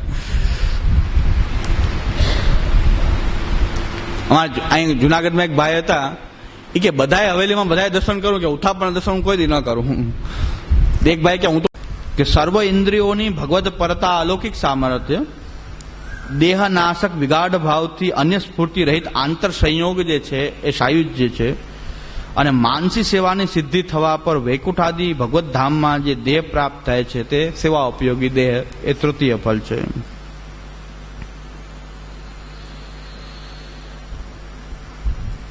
એટલે 8 પ્રકાર આ રીતે ફલની અહીંયા 8 પ્રકારના કોમ્બિનેશન આપણને પ્રાપ્ત થાય છે. કોણ સાચા છે કોણ ખોટા છે એનું આપણે સમાપન કરીએ કે આમાંથી આ બધા સાચા ખોટા કેવી રીતે શું છે. તો એના માટે ફરી આપણે મૂલચંદ તેલીવાલાને રિફર કરીએ. એ મૂલચંદ તેલીવાલા શું કહે છે કે આ બધું શું આટલા બધા તારતમ્ય જે બતાવ્યા છે એ પાછા મૂલચંદ તેલીવાલા રિપીટ કરે છે એ હું વાંચતો નથી, પણ એનું હવે કેવી રીતે બધાને જોવા, આ બધામાંથી શું સાચું માનવું, શું એની કેવી રીતે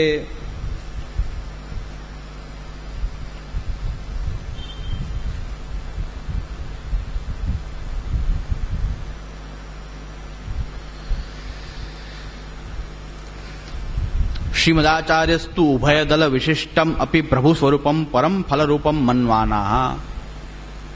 શ્રી આચાર્ય ચરણ તો કોને ફલ કહે છે? હવે ફલના આટલા બધા ફલની વેરાયટી એટલી બધી થઈ ગઈ, 8 પ્રકારથી. કોઈ આ ફલના આ મુખ્ય, આ ગૌણ, આ મર્યાદા ભક્તિનું, આ પુષ્ટિ ભક્તિનું, આ મુખ્ય, આ ગૌણ, આ અવાંતર, આ અધિકાર, ઘણી બધી વેરાયટી 8 પ્રકાર આપણે અત્યારે જોયા.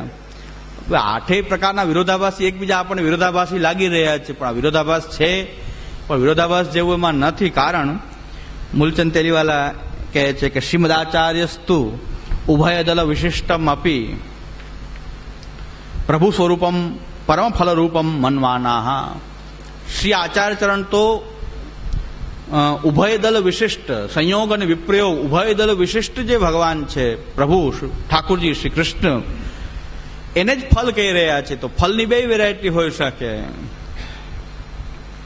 પરમ ફલરૂપમ મનવાના, ભગવાન એ વહી ફલમ, એ જ વાત આવી કે મહાપ્રભુજી તો ભગવાનને ફલ કહી રહ્યા છે. વિપ્રયોગસ્ય ક્વચિત પ્રાધાન્યમ દર્શયંતી ક્વચિત સંયોગસ્ય. મહાપ્રભુજી 2 વાત કે ક્યારેક સંયોગની પ્રધાનતા પણ બતાવે છે અને ક્યારેક વિપ્રયોગની પ્રધાનતા પણ બનાવે છે. તો આપણે એકને પકડી લેશું તો મહાપ્રભુજી સંયોગની પણ પ્રધાનતા ક્યારેક બતાવે છે, ક્યારેક એ બાહ્યાભાવે આંતરસ્ય વ્યર્થતા પણ કહે છે અને આંતરમ તું પરમમ ફલમ પણ કહે છે. તો ક્વચિત વિપ્રયોગસ્ય પ્રાધાન્યમ એ મનવાના અને ક્વચિત સંયોગસ્ય અપી ઉભયસ્ય પરમ ફલત્વે તું નૈવ સંદેહ. આ 2 ફલરૂપ અનુભૂતિ છે, સંયોગની અનુભૂતિ હોય કે વિપ્રયોગની અનુભૂતિ હોય છે, 2 ફલાનુભૂતિ છે. એમાં કોઈ પણ પ્રકારનો સંદેહ છે, નૈવ સંદેહ, એમાં કોઈ પ્રકારનો સંદેહ છે, એની 2 ફલાનુભૂતિ જ છે. તથાપી પણ કોઈને વિપ્રયોગ જ ફલ લાગે છે, કોઈને સંયોગ જ ફલ લાગે છે. આવું કેમ થાય છે? તો તથાપી યાદર્શમ ભગવતા દાનમ તાદૃશી રુચિ ઉત્પદ્યતે. તથાપી યાદર્શમ ભગવતા દાનમ, ભગવાન જેને જેવું દાન કરે છે એવી રુચિ એનામાં પ્રગટે છે. કોઈને વિપ્રયોગની રુચિ પ્રગટે છે, કોઈને સંયોગની પ્રગટે છે. અતો ભગવતો રસરૂપત્વાત તસ્ય ચ ભાવ વિભાવ અનુભાવે હિ પુષ્ટત્વાત સ્વપૂર્ણ પ્રાકટ્ય કરણાય એવ અત્ર વિવિધ મત પ્રદર્શનમ ભગવતા સ્વવૃત ભગવદીય દ્વારા કૃતમિતિ પ્રતિભાતિ સર્વમ સમંજસમ. ભગવાન જે છે તો રસરૂપ છે. જેવી રુચિ, જેવી પ્રકારથી ભગવાન જેની અંદર રુચિ ઉત્પન્ન કરે છે એવી ભક્તોમાં રુચિ ઉત્પન્ન થાય છે અને એવી એને ફલાનુભૂતિ લાગે છે. આપણે વાર્તા પ્રસંગમાં પણ સ્પષ્ટ આવે છે. શ્રી નવનીત પ્રિયાજી અને શ્રી ગોવર્ધન ધરણ 2 કૃષ્ણ છે, 2 પૂર્ણ પુરુષોત્તમ છે, સાક્ષાત છે, એમાં કોઈ ભેદ નથી. પણ કુમનદાસજી જે છે એ શ્રીનાથજીના સ્વરૂપમાં એવા આસક્ત હતા કે નવનીત પ્રિયાજી દર્શન માટે ક્યારે ગયા જ નહીં, ક્યારે નવનીત પ્રિયાજી સન્મુખ ગયા જ નહીં. તો પછી 7 બાળકોને એમ થયું કે એક વખત નવનીત પ્રિયાજી સન્મુખ લઈ જાય કુમનદાસજીને. તો એમને ઠાકોરજીની વાત કરતા કરતા રસ્તા વચ્ચે ગોકુલ સુધી લઈ જવાની તૈયારી કરી કે એને ભગવદ વાર્તામાં લગાડશું, શ્રીનાથજીના સ્વરૂપની લીલાની ચર્ચા કરશું, તેમાં ચર્ચામાં મગ્ન થઈ જશે તો ગોકુલ આવી જશે, ખબર નહીં પડે. એમને એ વાતોમાં લગાડીને ગોકુલ લઈ જવા માટે તૈયાર થયા. રસ્તા વચ્ચે ખબર પડી કે આ તો ગોકુલ લઈ જાય છે. તે કહે છે મને પ્રમાણમાં શું કામ નાખો છો? હવે આમાં પ્રમાણ પ્રમેયની ક્યાં વાત છે કે નવનીત પ્રિયાજી છે એ જ પાછા શ્રીનાથજી છે, શ્રીનાથજી છે એ નવનીત પ્રિયાજી છે. હવે આમાં પ્રમાણ ને પ્રમેયનો ક્યાં ભેદ આવી ગયો કે મને હવે પ્રમાણમાં શું કામ નાખો છો? પણ એમની આસક્તિ જે છે એ કિશોર લીલાના સ્વરૂપ શ્રીનાથજીમાં હોવાથી નવનીત પ્રિયાજીમાં પ્રમાણરૂપતા દેખાય છે. નવનીત પ્રિયાજીમાં પ્રમાણરૂપતા લાગી રહી છે. તો વૈષ્ણવ વાર્તા વાંચે અને આજે ભ્રમ થઈ જાય કે શ્રીનાથજી પ્રમેય, લાલન પાસે બધા પ્રમાણ. ગોવર્ધનનાથજી વિરાજતા હોય તો પ્રમેય, જો વાર્તામાં કીધું છે ને.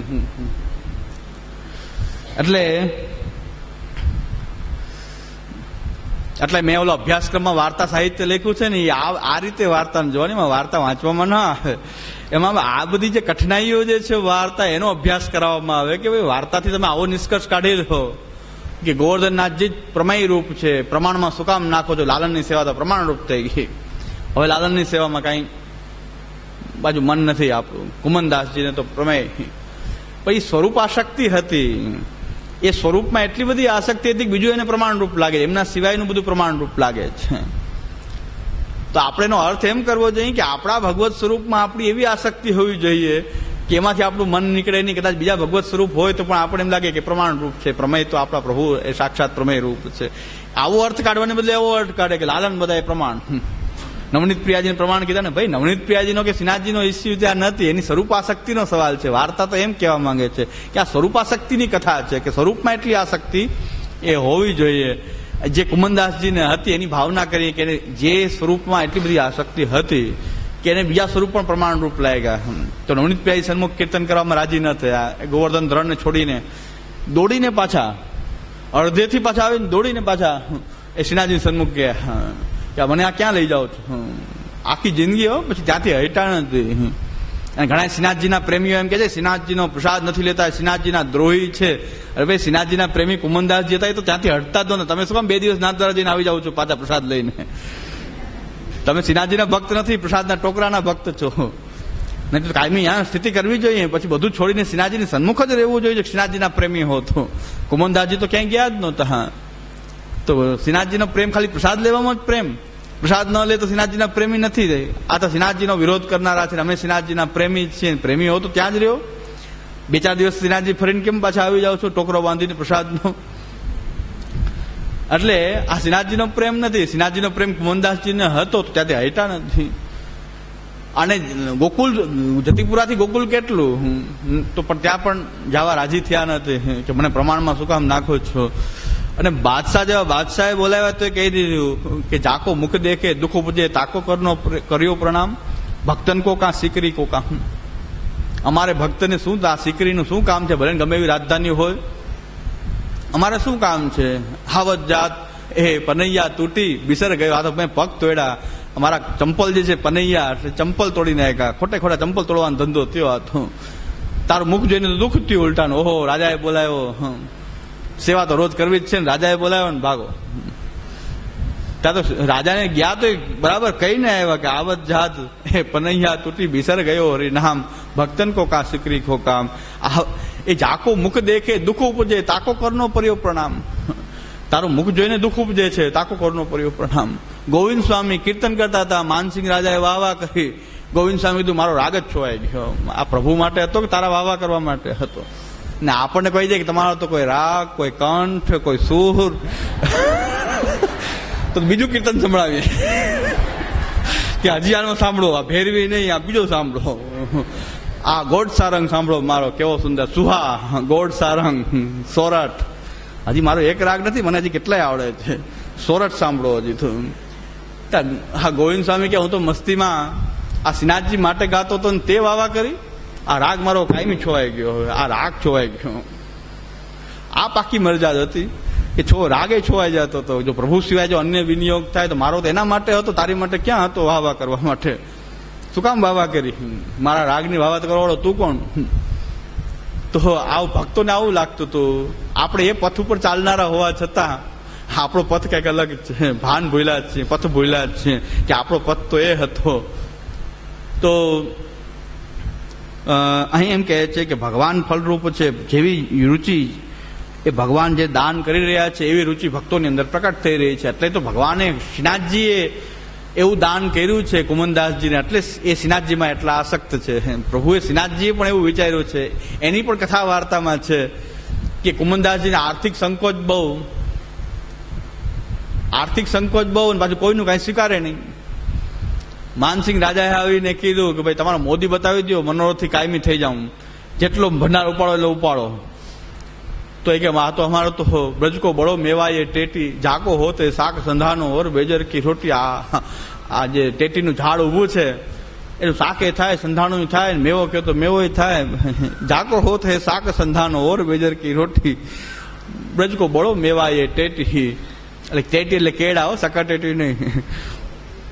કેળાનું જે અથાણું કરીએ છીએ ને એને બ્રજભાષામાં ટેટી કહેવાય.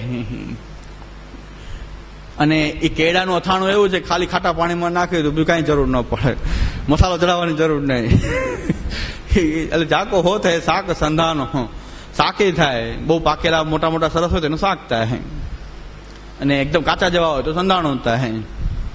ઓર બેજર કી રોટી, ઘઉં ચણા ને જવ, એ ત્રણેયનું મિશ્રણ એ બેજર કહેવાય. રોજ બેજરની રોટી હોય, અને ઘઉંની રોટી તો બહુ મોટું ભોજન છે. કોઈ અતિથિ આવે ને તો ઘઉંના ફુલકા થાય. ઉડદ કી દાળ ઓર ગેહું કે ફુલકા, એ તો કોઈ આવે બહુ બ્રજવાસી ત્યાં ઘઉંની રોટલી તો કોઈ મહેમાન આવે તો થાય, બાકી તો રોજ બેજર, ઘઉં ચણા ને જવ.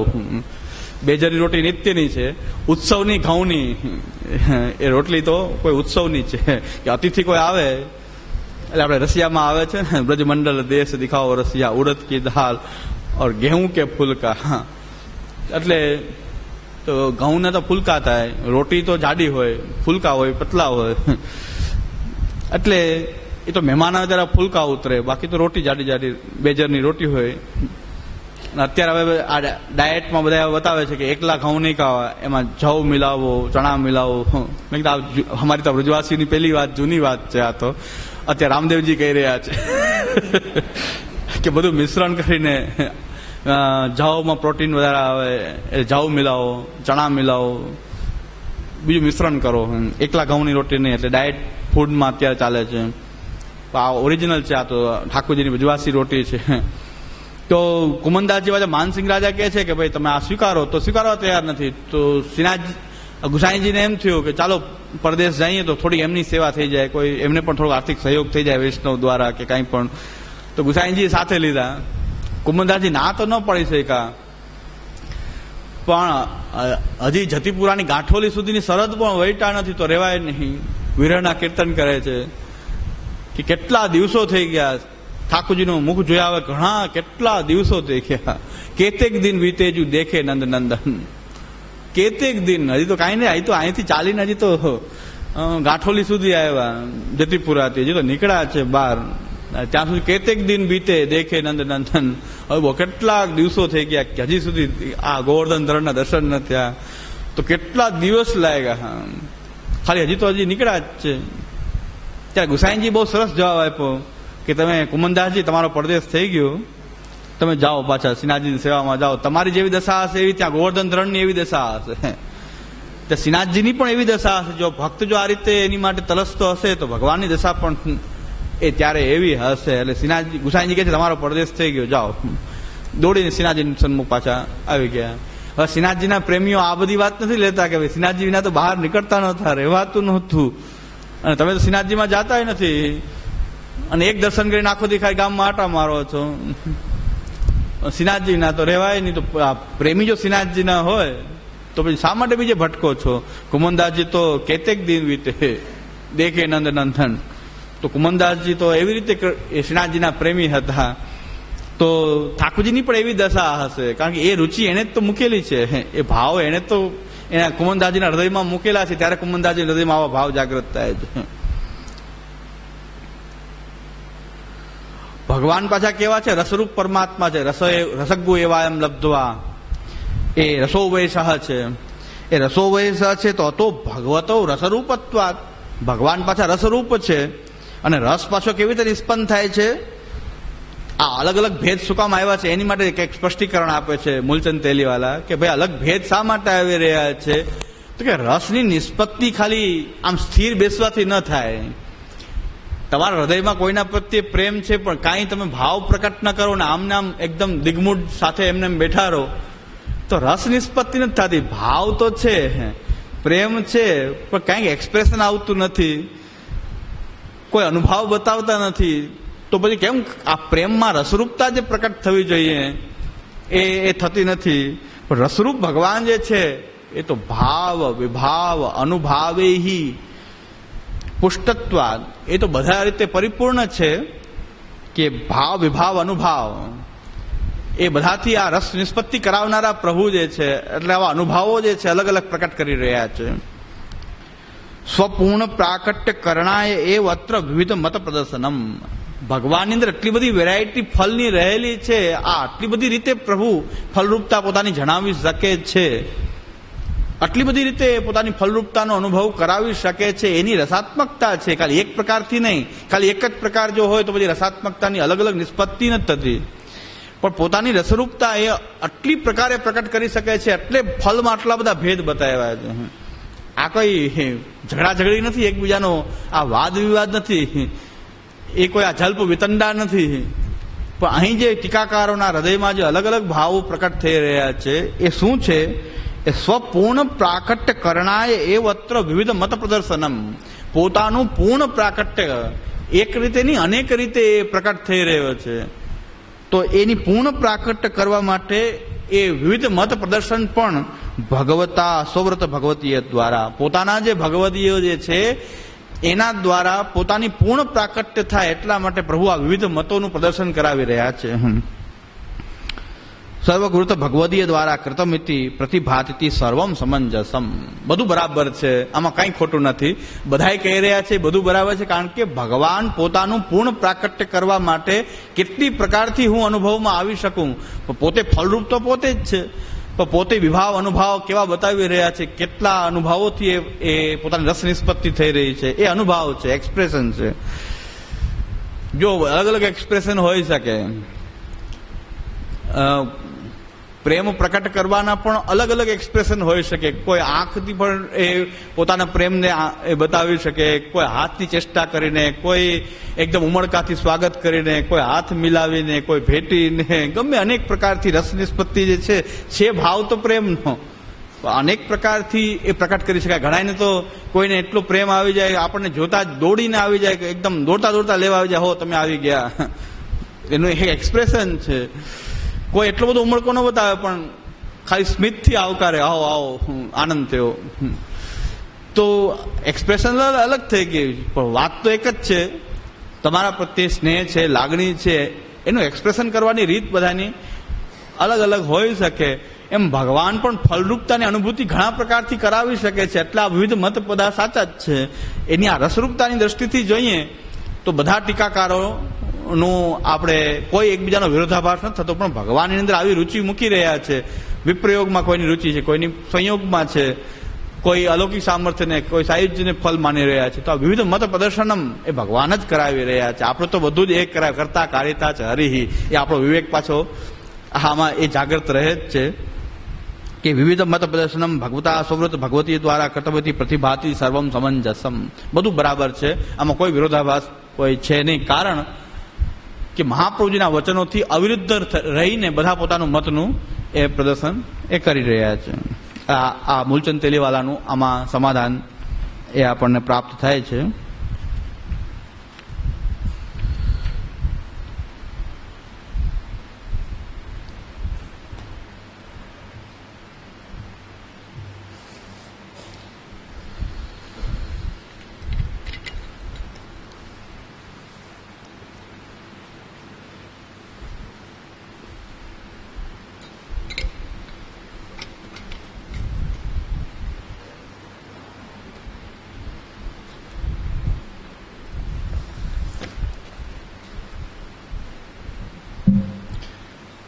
અલગ અલગ ભાવો આપણે ત્યાં ઘણાના જોવા મળે સેવામાં. સેવાના પ્રકારમાં પણ સેવાના પ્રકારના આટલા બધા ભેદ થઈ ગયા. એમાં પણ આ જ કારણ છે કે દરેક પોતાના ઠાકોરજીની સેવામાં કે પોતાના ભાવો, કયા ભાવમાં એમની રુચિ છે એ અનુસાર. શ્રી ગોકુલચંદ્રમાજી પલનામાં ફક્ત એક જ દિવસ બિરાજે. ગોકુલચંદ્રમાજીને એક જ દિવસ પલનામાં પધરાવવામાં આવે, નોમને દિવસે એક જ દિવસ પલનામાં બિરાજે. પછી ત્યાંના બાળકોને બહુ ભાવ થયો તો એક વિશેષ એક પલનું સિદ્ધ કરાયું સોનાનું. તો એક દિવસ પાછો મનોરથનો દસમ, પણ 2 દિવસથી વધારે પલના તો ક્યારેય નહીં. હવે આમાં આપણે શું માનવું? કિશોર લીલાની પ્રધાનતા, રાસની ત્યાં પ્રધાનતા હોવાથી એ બાળકોનો ભાવ એમાં એ જ રહેલો છે કે બાલલીલામાંથી એમને રસાભાસ લાગે, પ્રમાણ લાગે પાછું બાલલીલામાં કે આપણા ઠાકોરજી તો રાસ રસિકેશ્વર છે, એ ભાવની જ ત્યાં પ્રધાનતા હોવાથી એમની સેવા પ્રણાલિકાની અંદર પણ પલના 2 જ દિવસ ઝૂલે. એક તો વધારાનો મનોરથનો છે, બાકી એક નોમને દિવસે પલનામાં બિરાજે. ગોકુળચંદ્રમાજી એક નોમને દિવસે જ બિરાજે પલનામાં. હવે તે એક એમના ભાવ છે, સેવા કરનારાનો ભાવ છે કે એમને એમ લાગે કે પોતાના ઠાકોરજી એ રીતે બિરાજનારા છે, રાસના બિરાજનારા છે, કિશોર લીલાની પ્રધાનતા છે, તો એમાં જ એમનું મન છે. તો પલનામાં એક જ દિવસ પધરાવવામાં આવે. કેટલીક જગ્યાએ પલના ખાલી 15 દિવસ જ બાલ લીલાના બિરાજે, પછી ક્યારેય પલનામાં બિરાજે નહીં ઠાકોરજી. અને કેટલા ઘર એવા છે કે નિત્ય પલના ઝૂલે, નિત્ય પલના ઝૂલે. તો અમારા ઘરમાં પણ નિત્ય અત્યાર સુધી તો ઝૂલતા હતા કે અમારા જે લાલન એક બિરાજે છે એમાં બાલ ભાવની બધાને બહુ પ્રધાનતાનો ભાલ હોવાને કારણે એમને રોજ પલના ઝુલાવવામાં આવે. એક કીર્તન રોજ ઝૂલે, ઓછામાં ઓછું એક કીર્તન ઝૂલે. શિંગાર થઈ જાય એટલે લાલનને પલનામાં પધરાવે. ઠાળા સ્વરૂપો ન પધારે, લાલન પલનામાં પધારે, બધા ઝુલાવે. અને એટલી વાર રાજભોગ સજાઈ જાય ત્યાં એક કીર્તન બોલાઈ જાય. તો એક કીર્તન ઝૂલે અને પાછા એ લાલન પાછા પલનામાં પધારે. અહીં રાજભોગ સજાય, એ લાલન પાછા પલનામાં પધારે. એ કાયમનો આ ક્રમ એ રહેતો હતો. તો આ એક ભાવની વાત છે કે લાલનમાં એવો ભાવ, બાલ ભાવ બધાને થતો કે રોજ પલના ઝુલાવવાની ઈચ્છા થતી, તો રોજ બધા પલના ઝુલાવે. તો લાલન રોજ પલના ઝૂલે, ઠાળા સ્વરૂપો ન ઝૂલે. તો આ ભાવની વાત છે. સેવા પ્રકારમાં વિવિધતા પણ ખૂબ જોવા મળે છે. સેવાના પ્રકારનું જો અધ્યયન કરીએ તો દરેકના ઘરની સેવાની પ્રકારની અંદર એટલી બધી વિવિધતા છે કે કેટલાક ઠાકોરજી, કેટલાક ઘરમાં બંસી સહિત ઠાકોરજી પોઢે, કેટલાકના ઘરમાં બંસી સહિત ઠાકોરજી પોઢતા નથી, મંગલામાં પણ બંસી ધરતા નથી. શિંગારમાં ધરે ને શિંગાર વડા થાય ત્યારે બંસી પણ વડી થઈ જાય, વેણુજી વડા થઈ જાય, બંસી પાછા સૈયા પોઢે નહીં. અહીંયા અમુક જગ્યાએ એવી રીત છે. ચંદ્રમાજીની અંદર પાગ ખાલી ગોલ જ ધરે, બીજી એક પણ પાગ ન ધરે. ગોલ પાગ જ ધરાવવામાં આવે, પાગ ગોલ જ ધરે. બીજી એક કે છજેદાર કે ખીડકી નહીં, કોઈ પાગ નહીં, ગોલ પાગ જ રોજ ધરે. ચરણના દર્શન ક્યારે કરાવવામાં ન આવે. તો આ બધી એ ભાવની વિશેષતા, ભગવાન પોતાની કેટલી રસરૂપતા, કેટલા પ્રકાર, એક જ સેવાનો પ્રકાર નથી, બહુ વિવિધતા છે સેવાના પ્રકારની અંદર કે એમાં અનેક પ્રકારની વિવિધતાઓ. આપણા સેવા પ્રકારનું અધ્યયન બહુ કરીએ, બહુ વિચારીને અધ્યયન કરીએ સેવા પ્રણાલિકાઓનું, તો દરેકના ઘરોમાં પૂર્વજોએ કંઈક પોતાના ભાવો પણ એમાં એ રીતે જોડ્યા છે કે ગોકુળચંદ્રમાજીમાં આળબંધ ન ધરે, પણ પીછોડો બહુ લાંબો ધરીને ચરણને ઢાંકીને મંગલામાં પીછોડાના 2 છોડ અંદર લઈ લે, એવી રીતે પીછોડો ધરાવે. એ મંગલાનો પીછોડો કે 2 બાજુના છોડ અંદર લઈ લે. પણ આળબંધ ક્યારેય ન ધરે. આળબંધ ધરે ચરણ દેખાય, ચરણ દર્શન ન થાય. અને શિંગાર રોજ ચરણ સુધી થાય. એમની ભાવની મસ્તી છે કે પછી શિંગાર કરવાની પદ્ધતિ રોજ 2 માલા બધે ધરવી, પણ છેલ્લી 2 માલા પછી ચરણ સુધી લંબાવી દેવાની. એ છેલ્લી માલા ચરણ સુધી ધરે. ભાવની એ કારણ કે કિશોર લીલા છે. વૃંદારણ્યમ સ્વપદરમણમ પ્રાવિશદ ગીત કીર્તિ વૈજંતી માલા એ લૂંઠત પ્રસુના પ્રપદીન હારી, એવી એક ભાવના સ્ફુરિત એમને ચરણ સુધી, છેલ્લી 1 માળા ચરણ સુધી આવે. ઠાડું સ્વરૂપ હોય 2-3 માળા કટી સુધી, છેલ્લી 1 માળા. આ ગોકુળચંદ્રમાજીના પ્રકારમાં આવી બધી સેવા પ્રણાલિકા એની મસ્તી છે બધાની. એમના પૂર્વજોની સેવાની એવી એ મસ્તી હતી. ઠાકોરજીમાં એવી ભાવના પ્રેરતા હતા, એ પ્રકારે એ કરતા હતા. ગોકુળચંદ્રમાજીના 2 સ્વામીજી પધરાવ્યા બાળકોએ મનોરથ કરીને. પેલા સ્વામીજી બિરાજતા નહોતા, સ્વામીજી પધરાવ્યા તો સ્વામીજી ચોરીમાં પધારી ગયા. બીજી વાર સ્વામીજી પધરાવ્યા, પાછા ચોરીમાં પધાર્યા. તો ઠાકોરજી પાસે એમ જણાય કે નાનદાસ બ્રહ્મચારીનો ઠાકોરજી છું, સ્વામીજી રહેવા નહીં દો. કે મારો ભાવ, હું નાનદાસ બ્રહ્મચારીના ભાવથી હજી સુધી હું ભાવિત છું કે હું તો નાનદાસ બ્રહ્મચારીનો ઠાકોરજી છું. તો ત્યાં ચંદ્રમાજીના ઘરમાં સ્વામીજી પધરાવવામાં આવતા નથી. 2 વખત ચોરીમાં પધાર્યા સ્વામીજી. ઠાકોરજી ન પધારે, સ્વામીજી ચોરીમાં પધારે. અને પછી બાળકોને એનો અનુભવ કરાયો ઠાકોરજી કે હું તો નાનદાસ બ્રહ્મચારીનો ઠાકોરજી છું. એ જે ભાવથી મારી સેવા કરતા હતા એવા ભાવથી હું ભાવિત થયેલો છું, એટલે હું તો આમ જ બિરાજે. તો 2 માલા રોજ ધરાય છે આજુબાજુ ચંદ્રમાજીમાં. 2 માલા, 1 માલા 2 બાજુ ધરાય, પણ સ્વામીજીના ભાવથી બિરાજે છે. પણ પ્રકટ સ્વામીજી પધરાવવામાં આવતા નથી. તો અનેક પ્રકારની આવી સેવા પ્રણાલિકામાં તો ભગવાનની જે રસરૂપતા જે છે એ અનેક અનુભાવોથી પ્રકટ થઈ રહી છે. આ બધી અનુભૂતિ કઈ પ્રકાર સાચો, કઈ પ્રકાર ખોટો, એ કાંઈ નક્કી ન થાય. બધાનો જેવી ભાવની અનુભૂતિ છે એ પ્રકારની સેવાની પ્રણાલિકાઓ બનતી ગઈ છે. તો સેવાના પ્રકારમાં ઘણા બધા ફેરફાર આવા એ થતા હોય છે. અને પેલા બધા ગોસ્વામી બાળકો મળતા ત્યારે બધા પોતાના ઘરના પ્રકારોની ચર્ચા કરતા. હવે એવું કઈ રહ્યું નથી. હવે તો શસ્ત્ર સરંજામ લઈને બધા આવ્યા હોય છે. સિદ્ધાંત, અપસિદ્ધાંત, ફલાણો કેનું ખંડન કરવું, કેનું મંડન કરવું, કાં પછી મોબાઈલ ને ટીવી ને ફલાણો, કારના મોડલ. અમે હમણાં 45,000 મોબાઈલ લીધો, બીજો 50,000 બતાવે ને કોઈ કે હું લંડન જઈ આવ્યો, કોઈ અમેરિકા જઈ આવ્યો, કોઈ વાં જઈ આવ્યો. તમે ક્યાં ગયા હતા? પેલા જયારે પ્રસ્તાવ પ્રસંગોમાં બાળકો બધા ભેગા થતા ત્યારે પોતાના ઘરના સેવાના પ્રકારો વગેરેને એકબીજા પાસે જાણવા મળતું કે તમારે ત્યાં આ પ્રકાર કેમ થાય છે, કેવી રીતે થાય, તમે કેમ શિંગાર ધરો, કેમ ધરો. તો ઘણા બધા પ્રકારો એકબીજા આદાન પ્રદાન કરતા જયારે બધા ભેગા મળતા ત્યારે. હવે તો કઈક વિચિત્ર ચર્ચા બધી ચાલે છે. તો એમાં ઘણું બધું આ રીતે જ્ઞાન થઈ જતું સેવા પ્રકારનું. આમાં એ જ વાત છે કે જેમ સેવાના ફલમાં એટલા મતમતાંતર છે એમ સેવાની રીતમાં પણ એટલા મતમતાંતર છે. પંખા આમ ધરવા કે આમ ધરવા એમાંય ફેર છે ઘણો સેવા પ્રકારમાં. આમ પંખા ધરાય છે કેટલાક ઘરોમાં આમ ધરાય ઊંધા. પંખાનો છોડ બહાર રાખવો કે અંદર રાખવો એ બે સાચો પ્રકાર છે. કારણ કેટલાક ઘર આમ ધરાય છે, કેટલાક ઘરમાં આમ ધરાય છે બે સાચું. આમ પણ ધરી શકાય છે. ત્યાં એવો ભાવ છે કે આ રીતે કરતા હોય ને વ્રજભક્તો તો આમ આવે ને પંખો એ ભાવ નથી રાખે. વ્રજભક્તો બાજુમાં આમ કરે છે તો આ રીતે ધરે છે. કેટલીક જગ્યાએ હસ્તમાં આપેલો છે અને આમ ફરતો હોય આ બાજુ ફરે. એમ તો બે બાજુ ફરી શકે ને. તો કોઈ ક્યાં સ્વરૂપનું ધ્યાન કર્યું એ પ્રકાર આમ થઈ ગયો. અમારે ત્યાં આમ ધરાય છે, છોડ બે બહાર રહે. અને કેટલાક આ રીતે ધરતા ગયા વ્રજભક્તો આમ કરે છે એવો ભાવ રાખે. તો ભાઈ સાચું છે, એમાં કઈ ખોટું નથી, બધું સાચું. મધુરાધિપતે રખિલમ મધુરમ. અધૂરા જ્ઞાન વાળા છે, કૂપમંડુક હોય છે, એને પોતાના દેડકાની જેમ કુવાની બહાર કઈ જોયું જ ના હોય તેમ કે આમ હોય જ નહીં, આમ કરાય જ નહીં. એને ખબર નથી બીજો પ્રકાર છે કે નહીં, એને ખબર નથી. આમ તો ચાલે જ નહીં, કોઈ રીતે આમ થઈ શકે જ નહીં. હવે ષોડશ ગ્રંથમાં પુષ્ટિ જીવો માટે, મર્યાદા જીવો માટે ષોડશ ગ્રંથ નથી.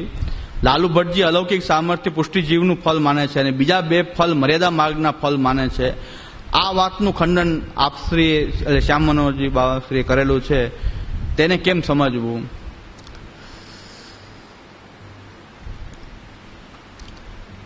એટલે કોઈ ટીકાકારોને મર્યાદા ભક્તિનું ફલ લાગેલું છે, પણ આ જે વર્ણન કરવામાં આવ્યું છે મહાપ્રભુનું તાત્પર્ય ત્યાં મર્યાદા ભક્તિનું નથી બતાવવાનું. એનું કારણ સુબોધની છે. સુબોધનીમાં ભાઈ સુબોધની મને પાછો એ પેરેગ્રાફ યાદ નથી.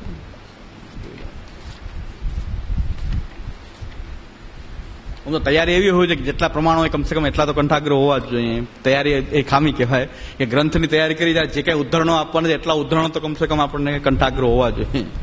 ગોતવું પડે એ સારી વાત નથી.